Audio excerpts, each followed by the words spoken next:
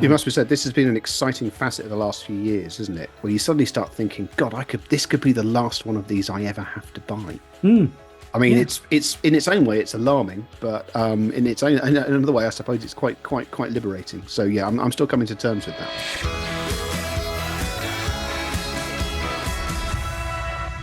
Hello and welcome to the AVForums Hi-Fi podcast for the 1st of July 2024. And joining me on this edition is AVForums Hi-Fi editor, Ed Selley. Good afternoon, Ed. Hello, sir. This is very intimate, isn't it? It's just the two of us building castles in the sky. Yeah, what are we talking about today? We are talking about high quality, high-end hi-fi.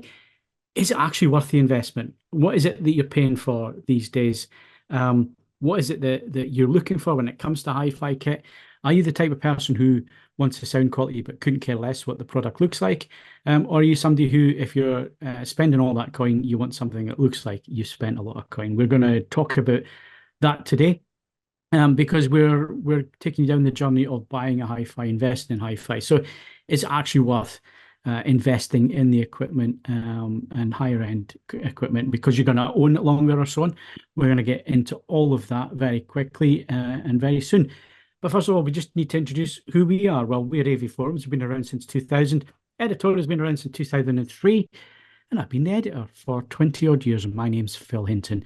Normally, you'll find me on the TV reviews. I do review audio equipment, the occasional bit of hi-fi, and I'm certified by ISF, THX, and PVA. And also on the podcast is the hi-fi editor, Ed Selley. Ed, just tell us all about you. Yes, as the title suggests, I look after the two-channel audio side for AVForums, which I've done now for over 10 years. Every once in a great while, I still look at an AV product, but we now have a team of dedicated, enthusiastic, and talented AV reviewers who have their own podcast and talk about these things. So for the most part, I concentrate on two-channel, which has become a more significant part of what AVForums does at about the same rate that it's become a more significant part of what the industry does. So I've been doing that for a while now, and I've been a member of AVForums for over 20 years, which is alarming in itself. But yes, that's what I do and how I do it. Yeah. So the purpose of the podcast is that you can dip into any of these podcasts. It's not date or time specific. We're going to take you through each of the subjects every month and hopefully impart some of our knowledge that we've built up over the years. And of course, you can ask us questions as well. So if you've got any questions, we'll answer them in the next possible podcast. And we do have your questions from the last one, or the last two actual podcasts. They'll be coming at the end of this show, so stay tuned for that. And also the competitions will be coming up in a little while as well, so stay tuned for those. But we want to get into the subject straight away. And of course, we've been taking you through the journey of buying hi-fi, investing into a hi-fi system. Hi-fi's changed, Ed. Quite significantly. A lot of things changed since COVID and lockdown and all the rest of it. I think everybody's perception of things and so on kind of changed with that. So there is that. There's obviously the cost of living crisis. We've seen economies fall to bits in some parts of the world.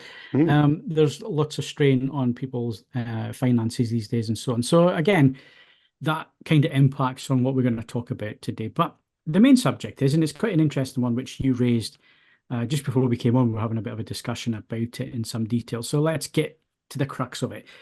Why is high quality hi-fi equipment worth the investment, or is it? Yeah. The reason I've flagged this up is we've had a couple of it's a theme that crops up in a number of products that are looked at on the site, where someone will make the fairly valid point that the actual nuts and bolts of what a product does is could be achieved for less money. And they will either cite an object that does something similar for less money, or they will point out that it's got this functionality and this functionality costs X, and the product in question in the review costs Y.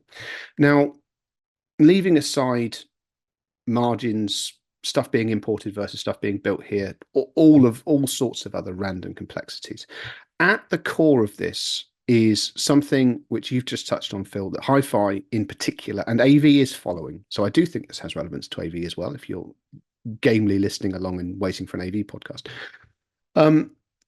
What we are dealing with on AVForums is by and large increasingly a luxury good. It is not something that you would define as core necessity. Even when you look at televisions, Phil, you have made it clear we look at a small percentage of interesting, affordable televisions.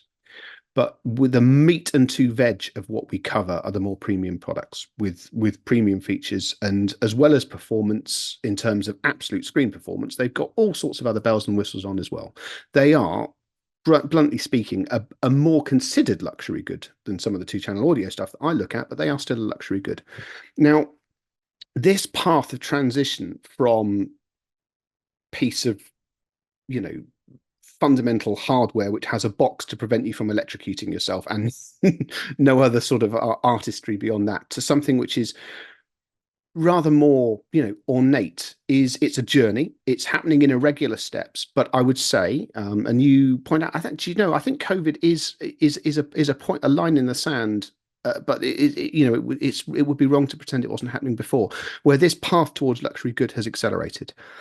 I am doing this podcast because this is another one where I genuinely want feedback. I genuinely want people's responses to this, because I don't think there's one single right answer. I'm also, as I was saying to Phil before we went live, I firmly believe I'm an outlier on this. I'm going to explain my relationship with luxury goods in a minute. So I'm hoping that Phil's going to interject a moment of normality during this conversation. And I also just want to see where we sit as a group of people, as to what we feel is, you know, an acceptable amount to pay for finish and build. And I was going to use the word superfluous features, but I don't think that's necessarily the right word. Features that don't necessarily correspond to the absolute performance of the product when you hook it up to a measurement device, but its performance in terms of how you live with it on a day-to-day basis. Because I think we're all different, but I do think that somewhere within this is a consensus, and that consensus will, of course, shape the way that we review products and the products that we look at going forwards. So that's why I'm doing it. Before we go any further, I wanted to give an example of another industry where they're completely relaxed about this, and they're relaxed about this on an absurd level. Now, I'm going to hold things up to the camera. So if you are watching this on the video, you can see this. If not, I'm going to try and provide running commentary. In front of me are two watches. I'm ironically then wearing another watch, which is another story. But nevertheless, I have two watches with me. The first is my mighty Casio F91. What a beast. This is a posh one. It's got a metal strap, but nevertheless, it cost me £30 from Amazon. I wear it to gigs and things like that, where if I lost it, it wouldn't be the end of the world. It tells the time. It's digital, so it tells the time very well. It's got a little light on it to show me the time when it's dark. It's got a stopwatch and an alarm, and it tells me the date. And as I say, it was roughly £32. Next to it is a watch that I wear to weddings and funerals, and when I need to be smart and stuff like that. It does tell the time, and it's got hours, minutes, and seconds. And you have to wind it up every 40 hours or so, otherwise it stops working. And I make no bones about this, it is far less accurate at telling the time than the Casio is. Now, despite all of those things, it's 100 times the price, thereabouts. So in watch terms, a group of people are completely happy with this, in part because vast swathes of sensible people now just wear Apple Watches, Fitbits, Garmin's, etc., so on and so forth. So the actual number of people wearing watches is smaller, like the hi-fi industry. But no one sort of plows onto watch forums and goes, yeah, but you could do this with a Casio F91. That is an industry at peace with the absurdity of high-end luxury goods. So my question to people listening to this, people pass it on, so on and so forth. That's an extreme example. I do not believe there's any absolute parallels to quite how absurd that imbalance is in two-channel audio. But we do have imbalances. We can buy integrated amplifiers with notionally very similar features, and the price spread between them is, you know, it's going to be 15, 20 times, if not necessarily 100 times. And most of that difference comes down to how it's made, how they work, and the standard to which they're built. So where do we step off on this, and where is the sweet spot? I think a lot of people are going to be driven by their own finances at the end of the day. That's always going to be the driver in terms of what people are actually going to spend money on and what they see value in. And I think that is very personal. I think that's very subjective. I also think you also have a few issues, and I'll come back to your watch scenario there. The Casio is a mass-produced product. Mm. It's made on a production line, it's mass-produced. The other watch, I would imagine, is a little bit less in terms of scale of production. So the actual production cycle, the parts and so on are going to be that little bit more expensive. Oh, Casio makes more But in a day than these people make in a year. Yeah. yeah, So yeah. But does that mean that those parts are any better? Because you just alluded to it's no more accurate than the nope. Casio. Um, so I guess what you're saying is when we then look at the hi-fi world, some of these brands will be mass produced. So if they are slightly larger, like your Yamahas and so on, where they have a higher scale, they can buy in raw material cheaper, they can produce sort of things at less cost than somebody who works out of their shed Mm. and who builds bespoke turntables or bespoke speakers or the like. So I think we have to take all of that into account when it comes to how much things will cost, because it will vary in terms of, just in terms of mass production. We were speaking to Marek last month on the TV podcast about Yeah. 98 and 115-inch TVs. And well, how does that make any financial sense to the company? Well, it makes sense to them because they have one big piece of glass that they can cut a number of different ways, and that offsets the cost of cutting that big bit of glass in two to make 215-inch TVs or 230-inch TVs. Mm.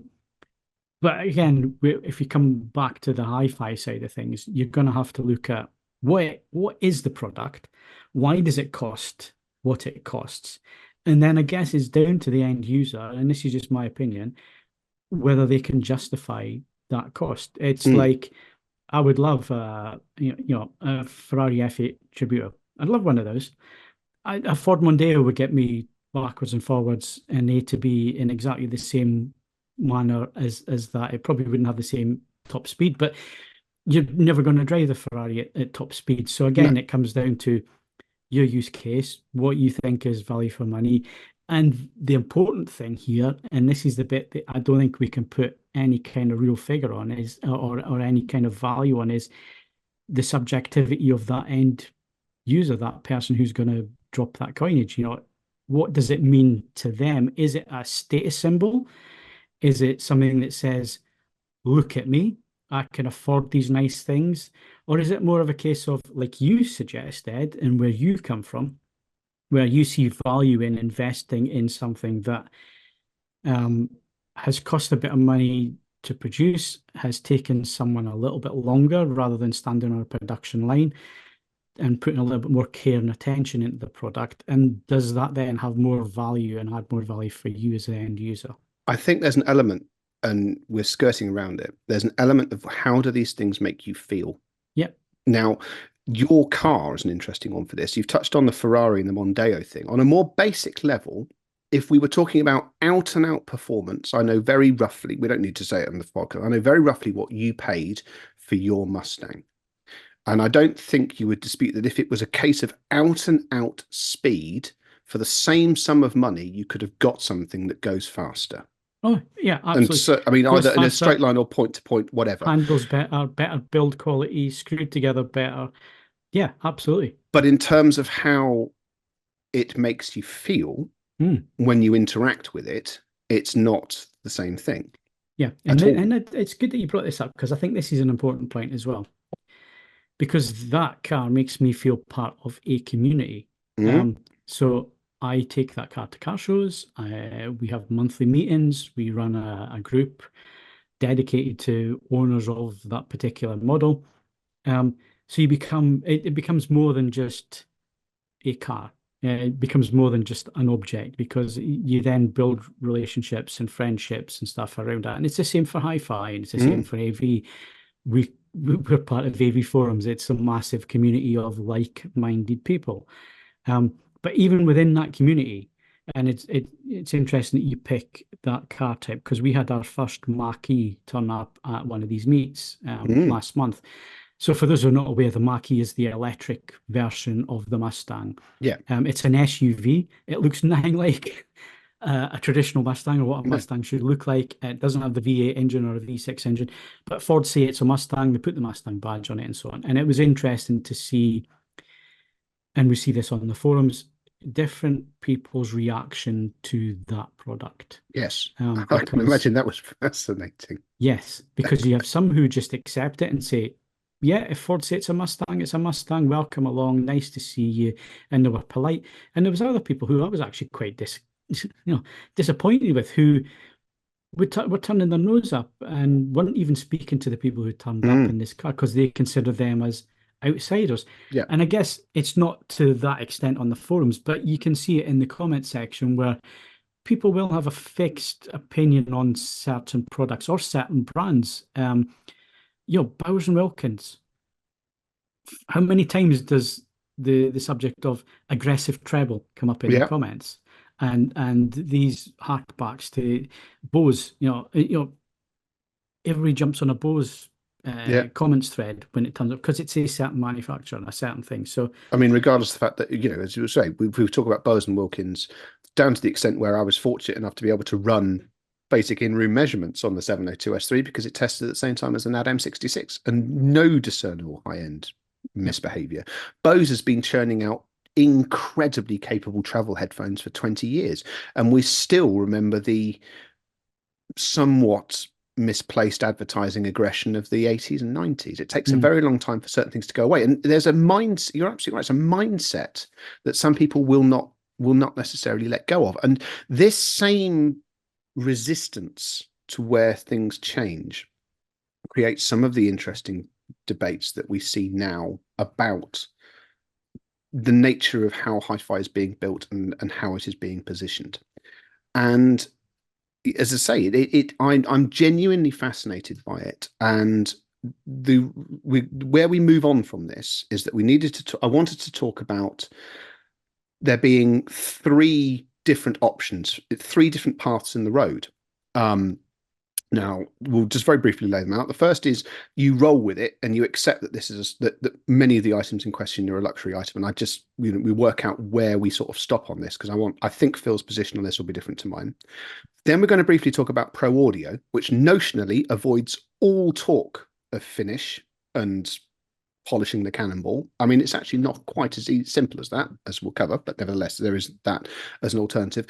And then we're going to talk about whether there is a market for hi-fi manufacturers going back to basics and producing very, very high performance items in relatively sort of austere, for want of a better word, packaging. So those are the three options. Now, I think personally that when it comes to living with a piece of equipment that you have paid your hard-earned money for, that actually it does matter how it looks, how it feels, how it behaves. This is not a simple roster of functionality.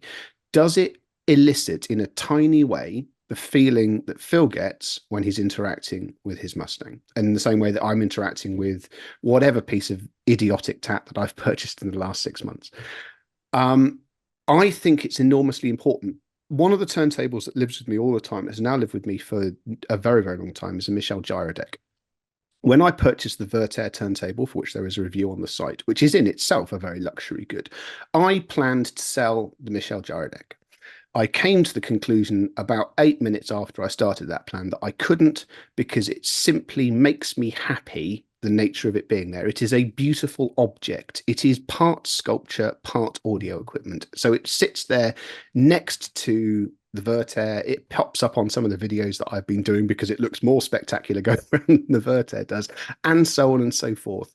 It exists and it makes me happy. Now I'm comfortable with this. I make no bones about it. I am a complete sucker. So that is my position on this. I think what you're choosing, you can state online that you are utterly measurement focused and nothing else matters, and it's all just about how the product performs. I'm just going to say, in the most instances, I don't believe you. I think that everyone has a point on this ladder where they would actually step off. I think Phil's point on the ladder is different to mine, but I do think that there is fundamentally an element of how something is built and how it behaves and how it interacts in the room, which is going to matter to you. And I'm hoping that Phil's going to say yes, but. Yeah, but again, I think, and this is where I think we need to express that these are just opinions. Mm. what we're talking about here is utterly subjective Oh at the end yes. of the day. And what one person sees value in, somebody else might not see value in, and that's perfectly fine. And like you said right at the start, there is no right and wrong route No. to what we're doing here. And I'm kind of stuck in the middle, I think, a little bit, because I do agree sometimes with people's comments where they might come in and say, yeah, that's a great product, but X does that better at less money, in Mm. their opinion. And that's perfectly valid. And I sometimes I see good value in that. And one of those products I think that we can talk about, and there's been a few products we've spoken about them already this year in Hi-Fi World Ed that have kind of shaken things up because of what they do at a certain price point. And if you then go up in price and look for the equivalent, you're actually going 2 or 3 times the price Oh before yeah. you then find the equivalent again, or something that can better what it is.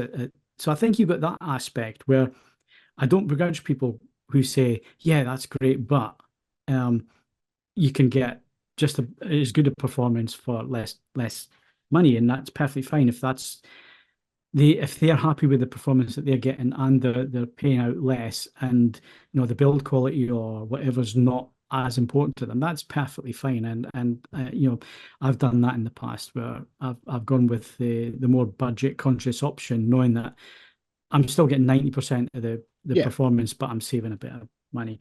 I think there's certain products, and it'll be the same for people out there, where you think, well, actually, no, this is important to me, and I want to spend a little bit more on it, or I'm going to save and go for something that's that little bit more expensive because it's got better build quality, because it looks nicer. And then there's products where I think we just fall in love with them, and I think Mm. and there's nothing wrong with saying that. Yeah.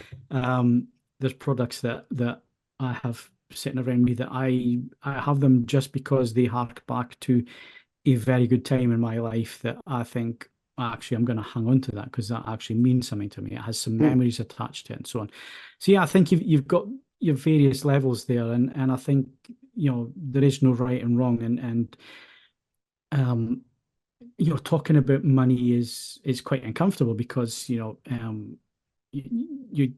what is something worth to somebody is Utterly utterly subjective. subjective, Yeah. and down to them at the end of the day. If I had the money for a Ferrari, would I go and buy a Ferrari? No, probably not. I probably wouldn't, because I think I would find better things to invest in, and again, I think that comes to your time in life as well. So that's another demographic area of where are you on this line, Yes. and what importance do you give to that piece of equipment, or the subject in general. So yeah, I think it's a thorny one. I think you're going to get lots of very, very telling feedback on this, but very interesting Mm. feedback. Well, I'm hoping.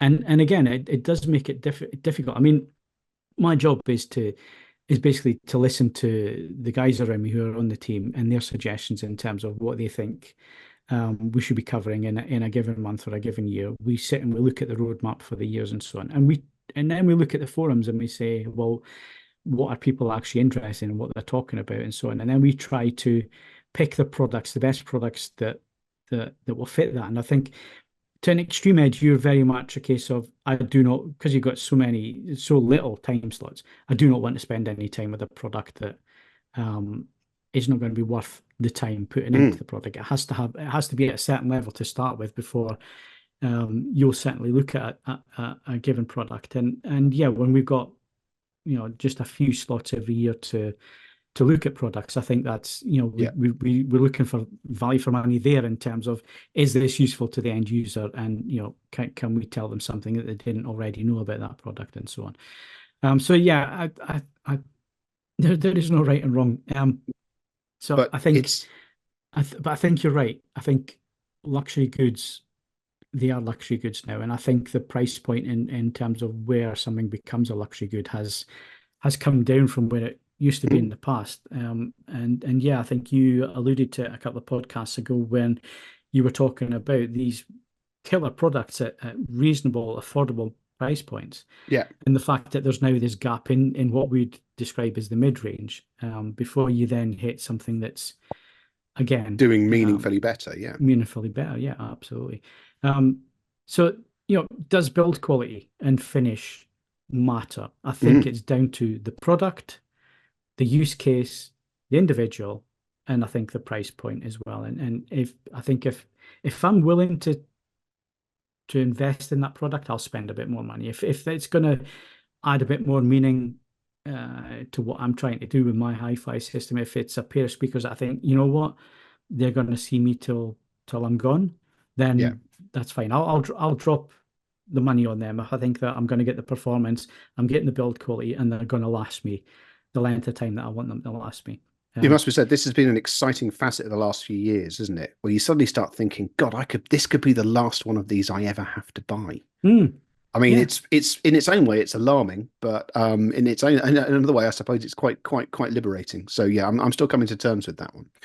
But whilst I'm coming to terms with that one of the alternatives to accepting this relentless sort of pursuit of finish, where there's perhaps a different approach to it, is pro audio. Now, we haven't looked at that much pro audio equipment on AVForums. It falls outside of the exact sort of remit of what we've been doing, but nevertheless, it's a different way of doing things because fit, as opposed to build, it must be well built. Pro audio people do not tolerate flimsy bits of Oh, equipment. absolutely. Yeah, it has to But last. finish is less important. So It's usually just in a dark room. putting it in an ornate wooden veneer and making sure it's got chrome knobs and so on and so forth is far less important. Now, Phil, I've used bits of pro audio equipment. They've cropped in and out and so on and so forth, but I haven't generally speaking lived long term with them. Phil did. You made a decision a number of years ago to go down a path actually which has seen you were just ahead of your time, mate. You're a trailblazer. You That's right. went for an all active multi-channel rig and you went pro for that. And you've alluded to this in the past, but I'll hand over to you, but you're thinking that you were looking at the options and you suddenly realized that this just made far more value proposition than anything that was available domestically, basically, wasn't it? At the time, absolutely.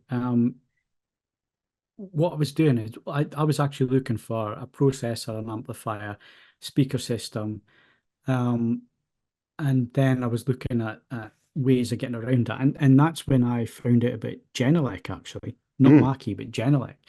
And I started getting interested in that brand and trying to find out a bit more. And we were having conversations on the forums, and I've got to say this was before the editorial. This was before I did this as a full-time job. This was just when I was an enthusiast, and AVForums was very much in its infancy. We used to have Sunday night call-ins. There were so few of us on the forums at that time that we used to have Sunday night call-ins where it was very early on video call type thing where it was just audio, but you would discuss things and then you would discuss it further during the week on the forums and so on. And generally got out of my price range.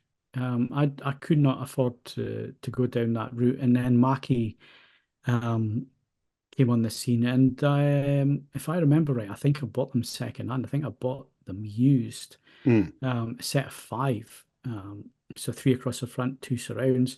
They had the built-in amplification. It just made sense to me. It made sense to me that I didn't need to find an amplifier because the amplification inside these were designed to go with the drivers and designed to hit a certain performance level for the speaker. They were near field design, so I was in a small-ish room. So it didn't matter that these were designed to be on a mixing desk or whatever, because I wasn't sitting that much further back than I would have been from a mixing desk. And I've raised 2 hands there, and the AI on the camera has been all giving me fireworks and all sorts. So that was kind of the reason I fell into that. But they were going in a dedicated room. They were going in a cinema room, which the whole point of the cinema room is it's black. Yes. And you sit in the dark, and it doesn't matter what these speakers look like. Now, I still have a set of Genelecs. I actually use them as my editing on my rig here when I edit videos and so on. They're 6020s, they're desktop powered speakers. I think they were made between 2000 and 2005, if I remember right. So quite an old design. Fantastic. I still haven't found anything that sits on a desk and gives as good a performance as that that I'm getting from the Genelec. And the same with the Mackie. I mean, all you got rid of the Mackie because I then moved into reviewing kit and they made no sense because I Yes. needed to review amplifiers, I needed to review processors and speaker systems.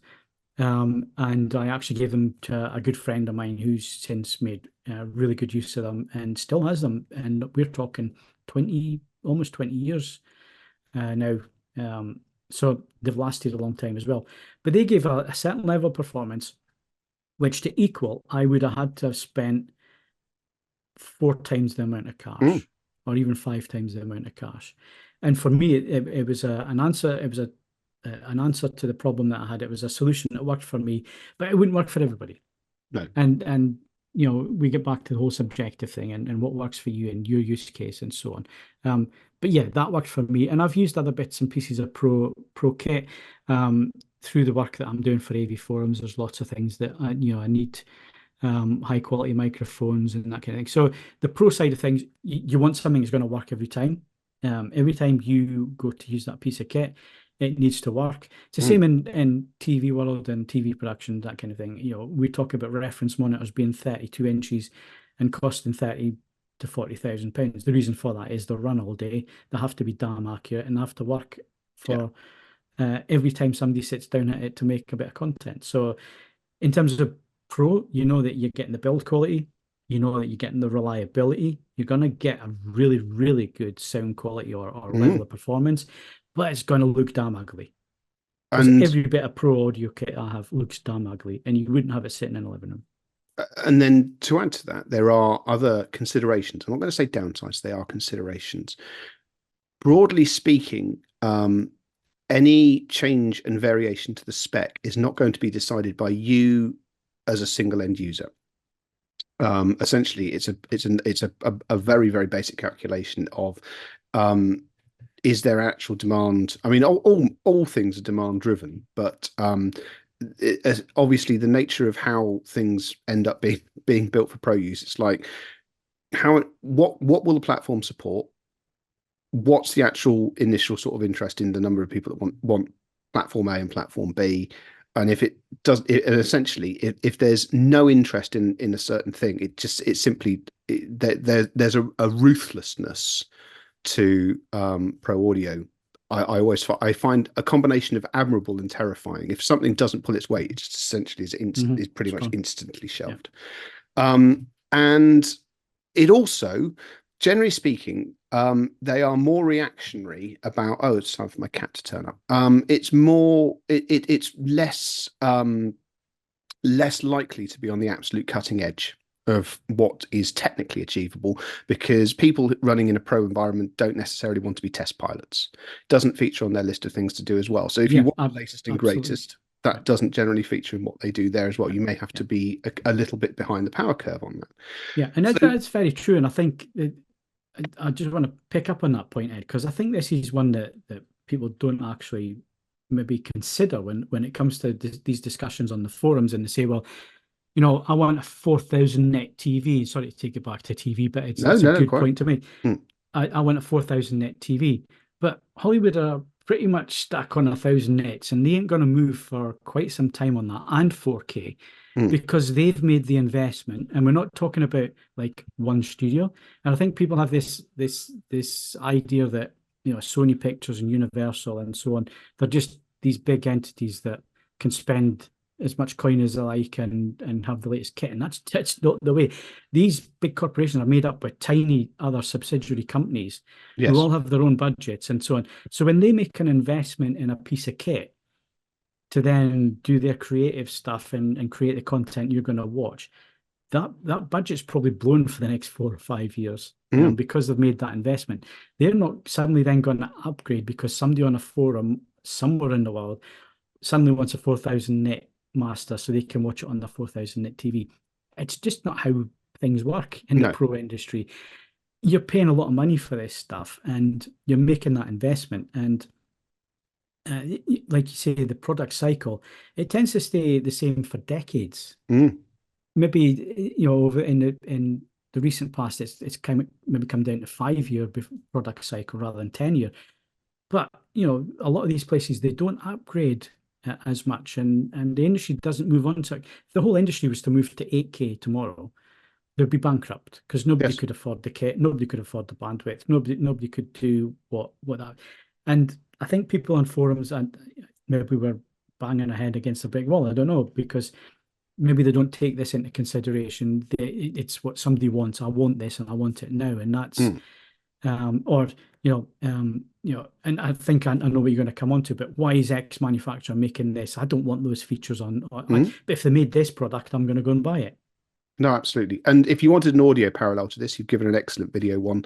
Um, on streaming services, on-demand streaming services, let's face it, is how music is mass consumed. The highest commonly encountered sample rate, and even then, it's not common. It's encountered is 192 kilohertz. Now we've had domestic audio equipment which is 192 kilohertz capable for over 20 years. And we're still, and these days at the absolute bleeding edge of capability, you've got well over 1,000 kilohertz PCM and DSD 1024, and it's great, except that no material exists in any meaningful quantity from any meaningful sort of mainstream outlet to make any use of it. And pro audio equipment, broadly speaking, reflects this because it does the things that it needs to do rather than catering an exotic Peruvian nose flute things that you buy from obscure European websites. So this is obviously a flip side to it. And then as you've alluded to, the way that things sit aesthetically, and whether you want rack mounting and cooling fans and things like that, things that don't matter in a pro audio environment, but generally speaking, do in your lounge. But these, we are encountering, I am encountering a number of people who are mixing domestic and pro equipment in their home hi-fi systems, and they seem, at least they claim repeatedly online, to be incredibly happy with the results. So, yeah. And it happens in AV as well. There's quite a few forum members have gone out and bought JBL Pro Audio speakers that you'd find down your local multiplex. They've gone down that route. And fair game, if that's what you want to do, and no, absolutely. and that's what your passion is, absolutely. And it's great to see that. It's great to see people experimenting with things like that. But this is, so if you wanted a possible step off in a different direction from where I suspect the majority of domestic audio is going, that is one option to you. Yeah. But this leads on to a logical question. Why isn't there more equipment which is solely about what's under the bonnet and doesn't go in for additional features and finish, which you're having to pay for? And this is an awkward and touchy subject because I think you and I are in agreement on this. Whenever it's been tried, for all the notional enthusiasm for it, it then doesn't actually seem to generate the numbers that anything or any of the feedback from people talking, and when you listen to them, would suggest it would work. Now, the best example that we agreed on prior to this going live is again, another television, because it's the most recent example of this. Previous generation Panasonic 1500 series OLED, in theory, was everything that all the comments we were seeing on the forum would suggest would be the ideal OLED television. It combined the best screen that Panasonic knew how to make with absolutely no additional sort of things in terms of sound bars and posh surrounds and floating stands and things like that. It was the nearest thing to the old PW series plasma monitors that we're likely to see in this day and age. And I think I'm right in saying that this generation of 1500 series OLED isn't like that at all, is it? No, because it didn't sell. And this is the problem that you come up against. So there's two ways that this goes, Ed, and it's the enthusiast targeted product. Sometimes a manufacturer will pick up on what they see as a trend, and lots of manufacturers look at forums like AVForums and they look to see what people are talking about and so on, and they realize that the vast majority of AVForums members are actually influencers. I hate the use of that word, but if you want a genuine influencer, it's an AVForums member. It's somebody who other members of their family know are interested in a certain area, whether it's hi-fi or TV or whatever, and they go to them and they say, what's the best bit of kit that I can buy because I'm interested in a new TV or I'm interested in a turntable or whatever. The question I get asked, if I got a pound every time somebody asked I'd retired years ago, what's the best TV under 500 quid? That's the type of question. And AV Forums members will be the same because family members know that they have this interest, or their friends at work know they have this interest, and so on. And they are the people who they take all this in, they go and demo the kit, they know what they're talking about, and so on. And sometimes they are very, very valuable to manufacturers because they are the type of people who um, are maybe pointing towards a trend, or where that manufacturer may be able to target a product. And certainly Panasonic do take a lot of interest in what AVForums members have to say about their TVs and so on, have done for a number of decades now. And certainly conversations I've had with Panasonic, they're always interested in terms of, what our users are interested in. They didn't have calibration controls in their TVs until we suggested that that was maybe a sell up for them, and that was maybe a feature that they should have on their TVs and so on. It wasn't just AVForums, but in general, that's kind of so. The 1500 was a product that was designed to appeal to AVForums members, because AVForums members had said, we want the 2000 model, but I don't want the Dolby Atmos speakers because I'm an enthusiast and I already have a sound system. I already have Dolby Atmos in my home. I just want the best panel that Panasonic can produce hang on my wall. And Panasonic said, yeah, okay, we'll do Let's that. do it. And unfortunately, it didn't sell.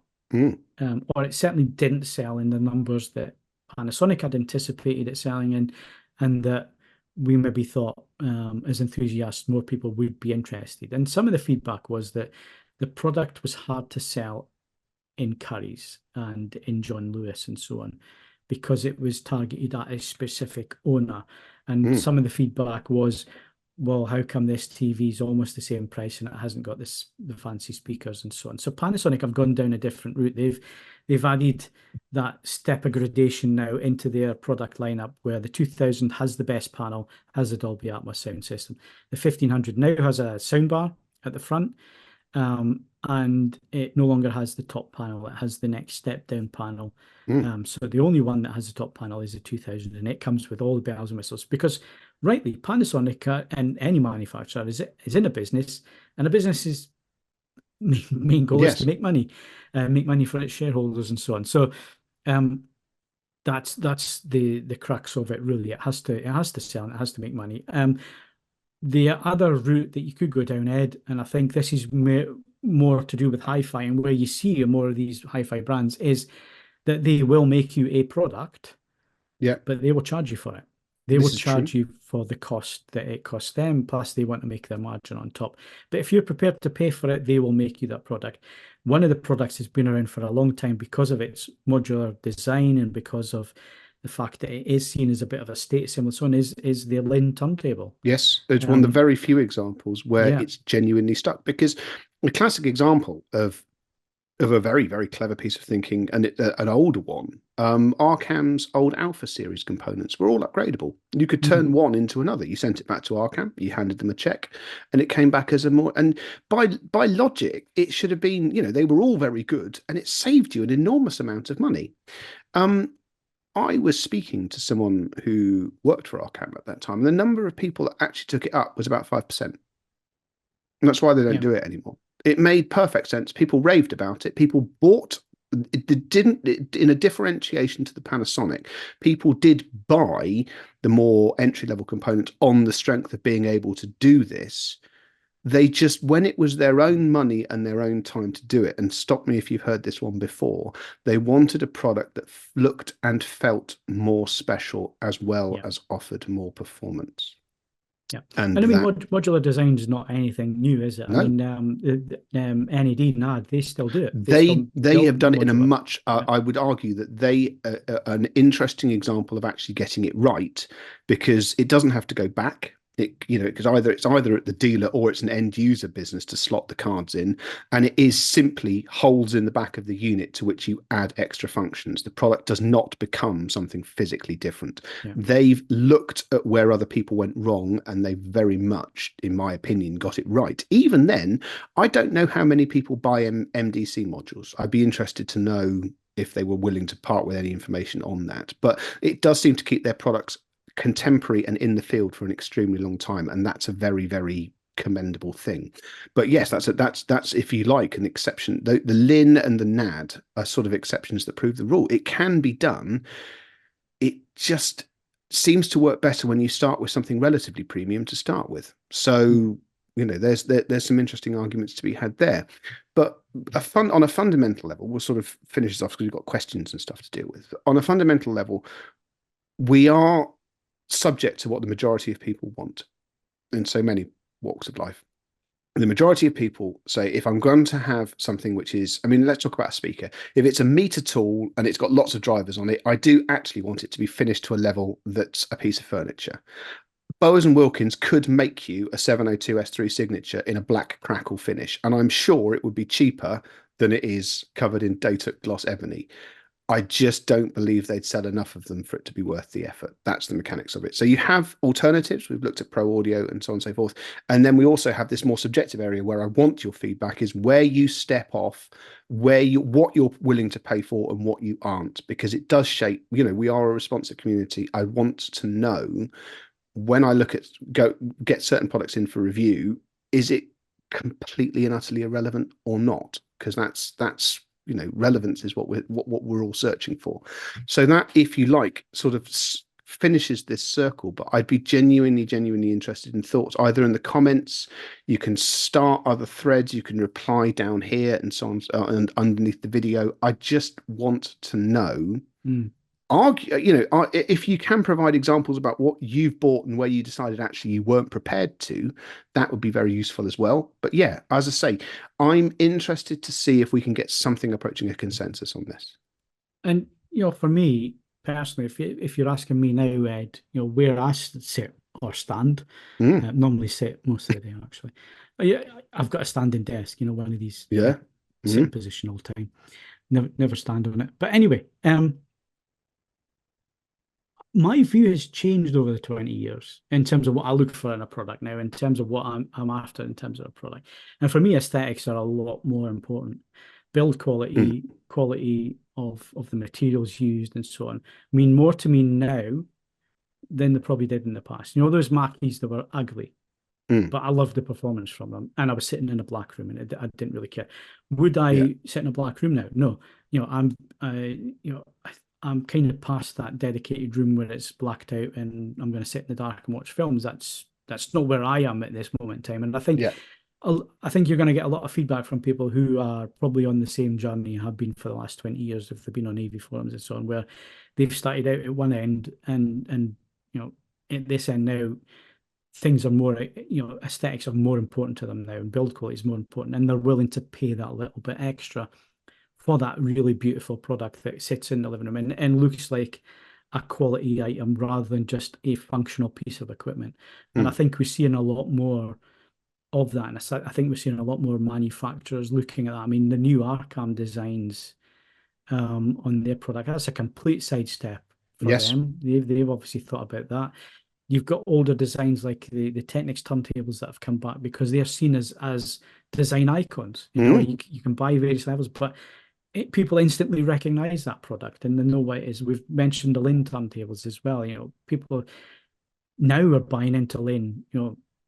That turntable's been around, 50 years? 60 years? 50 years. People buying into it again now because they appreciate that, hey, it's been around 50 years, the engineering's spot on, it's hardly changed, and it's cost me a lot of money, but this thing's never going to break down. And there's a huge community around that kind of product as well. So, yeah, I think you're going to get some interesting feedback on this one. I think. Yeah, well, I'm really hoping so. Yeah. And you can violently disagree. I have this is a misconception that's cropped over now. I don't have a problem with people violently disagreeing with me, especially if you can point out why. Don't just say you're a knob. You are welcome to say I'm a knob, but if you can quantify why I'm a knob, that is more useful. Yeah. Got to quantify the knobbage. So, well, absolutely. so that, I say, if you like, this is a slight interlude into the building your hi-fi system thing because it keeps cropping up, and I found it genuinely interesting, and I'm seeking feedback and thoughts on it because it fascinates me, and I'd like to know where we sit. Anyway, we have.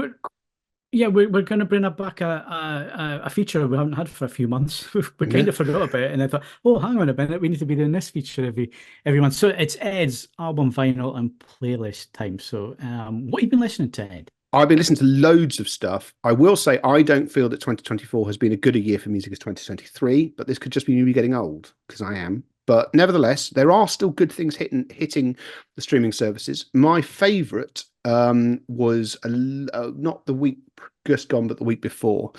Moby is having an interesting phase of his existence. He's gone from being a megastar to not really being a megastar anymore. And I think some of that is of his own decisions and some of that isn't of his own decisions. He has been working more with other artists in the last few years, based around a label project called Always Centered at Night. Now, there is now a full length album of the same name, Always Centered at Night, which combines Moby's ear for arrangement and music with guest vocalists. Now, I do quite like Moby. I've liked him for quite a long time. I would argue that he's always been a better musician than a vocalist. So this is a very, very good combination. It's got to some people with some fabulous voices on this album, underpinned by a wildly different selection of musical styles and tempos and genres. And I think it's a genuinely interesting and genuinely enjoyable thing to listen to. You can, of course, listen to it on all major streaming services. It is available on CD and LP. I haven't ordered it yet because I've got to buy car insurance and other tedious things this week. So yes, in terms of vinyl that I have bought, some people are going to roll their eyes as they listen to this on earphones or wherever they're listening to it, because I keep banging on about this bloke. The magnificently named Warrington Runcorn Newtown Development Plan have released their 5th album, Your Shared Community Hub. Now, I don't mean to sound a bit weird here, but genuinely, this bloke is getting better and better and better every single time he releases an album. I loved the calm, sort of ambient nature of the early ones, but this is a genuinely lovely and clever thing to listen to. The first track, A Shared Sense of Purpose, I'm gonna put it out there. It's a genuinely lovely thing to listen to. It's got a really nice tune and it builds beautifully. And actually, if you listen to the single that was the EP that was released ahead of this album, there's an unplugged 1972 version of it as well, which is genuinely magnificent and sounds like it came from 1972.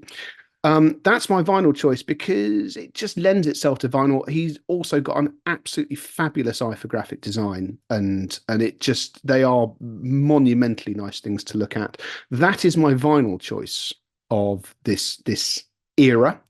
And then playlist, I put one playlist in and then immediately deleted it because I found something else and started listening to it, and it's like, yeah, actually that's brilliant. Qobuz has released Greatest Bass Lines.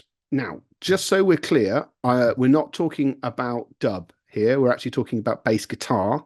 So if you're looking for something to make your organs vibrate, it's not that. But it does what it says on the tin. There's some bloody great bass lines in there. And that is on Qobuz, who are still, if I'm honest, generating the best curated content of any streaming service out there.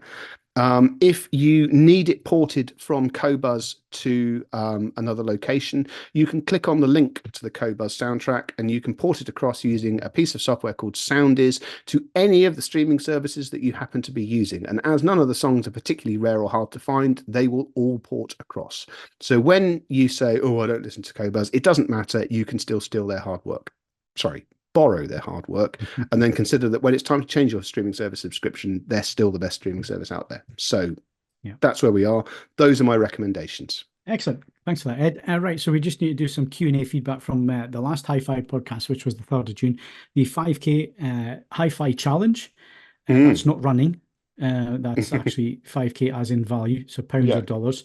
How would you spend a notional $5,000 on a hi-fi system? So from the main podcast thread, the high-end Munich show report, THX 1138 UK said, great to hear that when shows are popular, it's a reflection of the state of the wider market.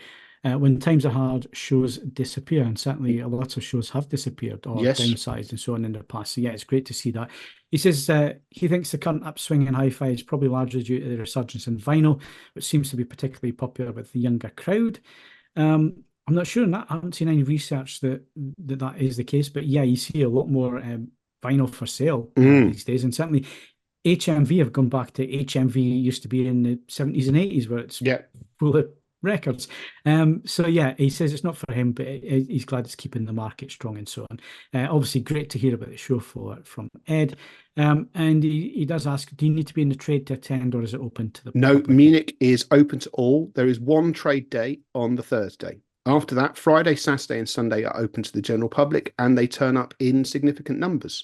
Yeah. Closer to home, I didn't attend it just this weekend gone, but there was the show in Cranage, and feedback from that is it wasn't obviously Munich levels of attendance, but Munich's a global show. But Cranage had very decent attendance, and once again, there were people, Phil, younger than us attending, and it was very exciting. Well, So that's good. yeah, I think that there's interest in it, and I do agree that it is tied to economy, and it is tied to how we're feeling. But it does seem to be that in some ways the darkest sort of phase of it seems to be behind us. If you organise a show correctly, it's doing all right. So that's quite something. Yeah, So I mean, yes, this is probably a conversation for another podcast, but is that the fact that people can't demo stuff as oh, easily as there's they used to certainly be able something to? in that. Yes. Yeah, maybe we come back to that one on another podcast and not go down that Mm. rabbit hole just yet. Sticking to that subject, Johnny, too bad, said interesting, thought-provoking, and entertaining. What's not to like? Thank you very much for your feedback. It is appreciated, and thank you for taking the time. When you guys do take the time to write comments and ask questions and so on, it really is appreciated. So thanks very much for that. Toon Army says, thanks, gents. Interesting podcast. Proof that choice is very subjective. And again, we've been really subjective on this podcast. So I'm expecting the same kind of feedback. Do you want to take the next one from Jim Beveridge, Ed? Yes, Jim Beveridge 5185. As an AV4 member for many years, love the discussion. My latest music room two-channel system is two Sonos Era 300s for streaming Dolby Atmos. These speakers have line-in connections, the left speakers attached to Sony CD player, the right speaker to a project turntable. My beloved Akai 4000D Mark II is connected to the Era 300 speaker by the use of a low-latency Bluetooth transmitter. My LG TV, which sits behind the speakers, has AirPlay, which connects directly to the Era 300s, allowing me to watch music videos with no latency issues. The Sonos speakers recognize the analog equipment as stereo and play it through both speakers. What a wonderful time to be able to pick and mix services and components. I mean, that's a classic example of just how far we've evolved, isn't it? The fact, and also the fact that it all still, with a little bit of work and jiggery pokery, continues to talk to each other. Which means that hi-fi systems are different shapes and do different things than they've ever done at any stage in the time that stereo has existed. And I find that both refreshing, fascinating, and at times genuinely terrifying in terms of actually working out what it is I should be looking at. But nevertheless, it's a classic example of just how widespread and things actually are. So that's thank you for your feedback, Jim. That's very useful.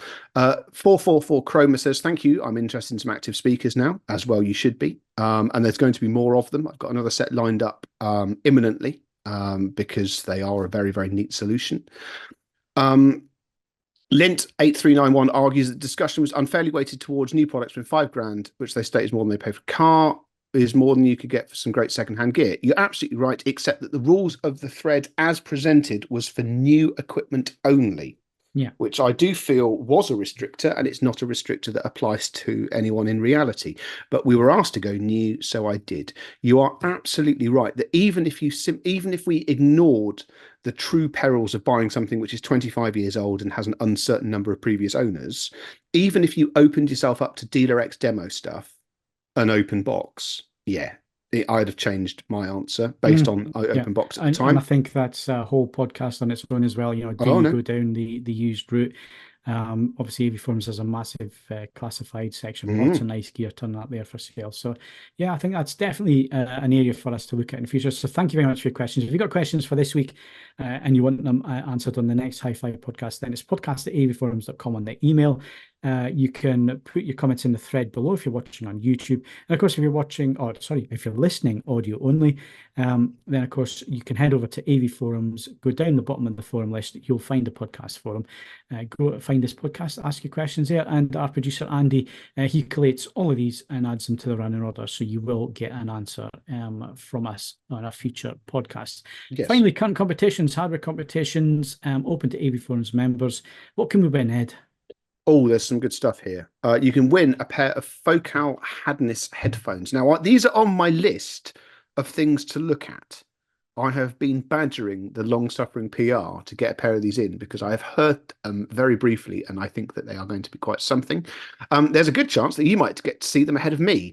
You can win a pair of them. They're worth £599. They're courtesy of AV.com. The closing date is the 11th of August. So there's a bit of time yet. I might be able to do a review telling you how good I think that they are prior to that point, but that's going to be an excellent price. I know that's going to be an excellent price. You can also win a pair of Q Acoustics M40 powered micro tower speakers, which have been reviewed and received an absolutely blinding review from Simon, and a pair of QED digital cables worth a total of £1,069. So yes, they were awarded 10 out of 10 and a best in class award. That's open until July 31st. Win a streaming system worth £2,400, which includes a Roxana Tessa integrated streaming amplifier, a Monitor Audio 100 7G bookshelf speakers. Closing date for that is 11:59 on Wednesday, August the 28th. All of these competitions are open to eligible AVForums members over 18 and who are residents of the UK. It's everyone except Phil and Stuart, basically. So, I mean, get stuck in, get registered, get trying. There are also, I'm going to use it, there's a plethora of DVD, Blu-ray and 4K disc competitions available for patrons and standard AVForums members to win. I mean, there's all sorts of stuff. There's stuff I wouldn't mind owning. There's stuff I don't even understand what it is. And there's stuff where if I want it, I'd be confused and probably send it straight to a charity shop. There's a lot of different things there. But disc competitions are open to eligible AVForums members or patrons resident in the UK, same as the hardware. Yep, previous winners, Woodface 7, he won the Project T2 Superphone with turntable worth £559, courtesy of Peter Tyson and Henley Audio. Well done on your prize there. Yep, review for that is up on the site. It's a cracking thing. Beautiful turntable at the money, and it sounds just as nice as it looks. So yeah, an excellent prize. Well done you. Excellent. And some new patrons, and somebody bought us a coffee, Ed. Yes. Oisin Harper, Jim Cameron, Mr. Black 79, and Oscar Madfish are new patrons. So welcome and thank you. And Repo Man 666 bought us a coffee. Thank you for your ongoing support. It is appreciated. And yeah, just we'll keep plugging away and try and improve at what we do. One day we might make a good podcast. One day. Talking about podcasts, that's it for this one. The Hi-Fi podcast, it's been and gone. Thank you very much for watching and listening. Our next episode of the AVForums podcast is the TV Display and Calibration Edition, which is coming along on the 8th of July. And we're taking a deep dive into the current TV market to see what's trending, what's not trending, what's selling, big screens, all that kind of thing. And we're doing that with Paul Gray from Omdia. Who are one of these companies who do all the market research, and he's got some fascinating things to talk about there. So join us for that one on the 8th of July. And don't forget, the podcasts are available every Monday from 7 p.m. on the YouTube channel. That's AVForums Podcast YouTube channel. Go and head over to that channel and subscribe so you will always get the podcast. And of course, your podcast provider will provide you with an audio-only version that follows just after 7 on that evening as well. And if you've enjoyed the podcast, then please do think about sharing it. If you like what we're talking about, if you like what we're doing here at AVForums and you think it deserves a bigger audience and your friends need to be listening or watching and so on, then please do share it on your social and other channels or other forums and so on. Just spread the word. It would be appreciated. I'm Phil Hinton. Thank you very much for watching and listening. And we'll see you again on the next one. Goodbye.